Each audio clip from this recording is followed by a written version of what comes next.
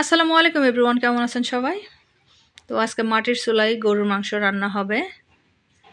এখানে 2 কেজি গরুর মাংস অর্ধেক কাটা হয়েছে, একদম টাটকা ফ্রেশ, দেখে বোঝা যাচ্ছে। চলেন রান্নার প্রসেসিংয়ে চলে যাই। রান্না করতেছে আমার ভাবি জান।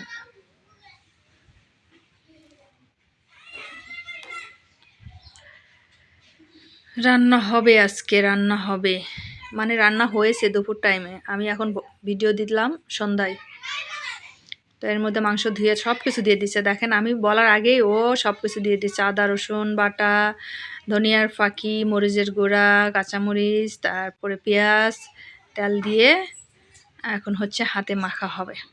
এখানে ঢাকার মতো মশলা কষাই রান্না করা হবে না, এখানে সব কিছু দিয়ে মেখে একটু সময় রেখে দিয়ে তারপরে চুলায় দেওয়া হবে। সমস্ত মশলা দিয়ে এভাবে মেখে নেওয়া হচ্ছে। মাটির চুলার রান্না দারুণ লাগে, এটা আমরা যারা খাই তারা তো জানি। যত মাখাবে তত মজা হবে। আমরা তো ঢাকা শহরে মশলা কষাইয়ে তারপরে রান্না করি, কিন্তু গ্রামে এরকমই করা হয়। সব কিছু মশলা দিয়ে মেখে কিছু সময় রেখে তারপরে চুলায় দেওয়া হয়। কয়েকটা নতুন আলু দিতে বলছি, জানি না দিবে কিনা।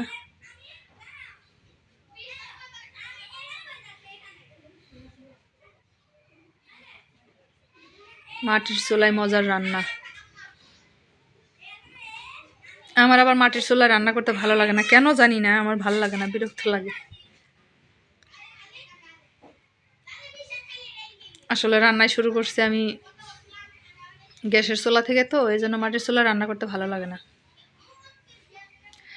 আর যে কয়দিন এই বাড়িতে থাকবো সে কয়দিন আমার কোনো রান্না বান্না নেই, শুধু ভিডিও বানাবো আর ছাড়বো।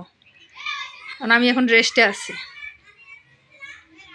রান্না থেকে বিরতি।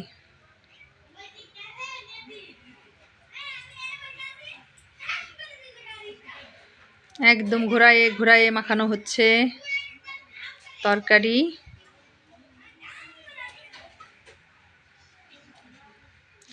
যত মাখানো হবে তত তরকারি মজা হবে। আমার সাথে গল্প করে আর তরকারি মাখায়। ভয়েসটা তো আমি বন্ধ করে দিয়েছি, ভয়েস দিলাম পরে, কারণ অনেক সাউন্ড হয়েছে, এই জন্য আলাদাভাবে সাউন্ড দিলাম, ভয়েস দিলাম।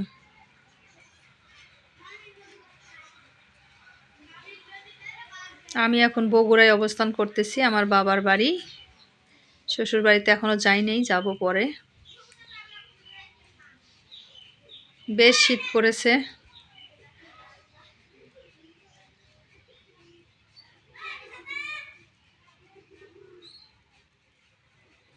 এখন মেখে কিছু সময় রেখে দেওয়া হবে, তারপরে একটু চুলার দিবে।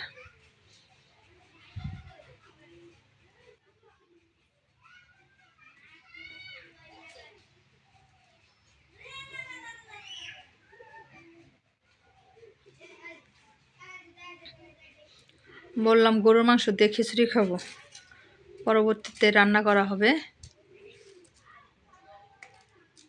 তেল একটু কম দিয়েছিল, এই জন্য এখন একটু দিল, কারণ মাংসের মধ্যে অনেক তেল আছে।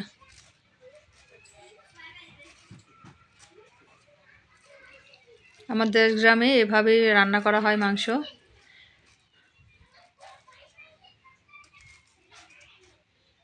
এই দেখেন রান্নার শেষে এটার লুক কেমন হয়েছে, আমার কাছে তো খুব সুন্দর লাগতেছে, সুন্দর একটা ফ্লেভার আসতেছে, অসাধারণ।